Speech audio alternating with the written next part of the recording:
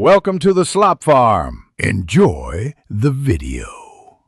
You start by confirming essentials: your Apple ID, two-factor access, and a stable Wi-Fi connection so transfers won't fail.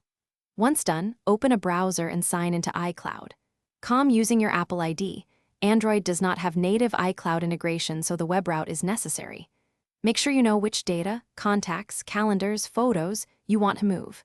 Meanwhile, install Google Apps to receive synced data and check your Android storage. This preparation prevents interruptions during export and import steps. Next, you export items from iCloud.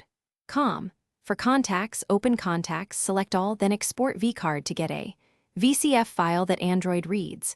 For calendars, export the desired calendar as an IX file. This keeps events and reminders intact.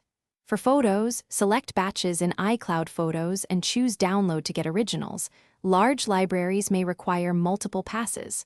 Once files are local on your computer, upload them to Google Drive or copy them to your Android with USB. This step. Finally, import the exported files into Android services.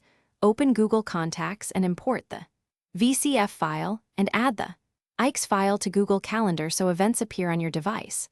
Upload photos to Google Photos and enable backup and sync so new images stay backed up automatically. Make sure apps have necessary permissions.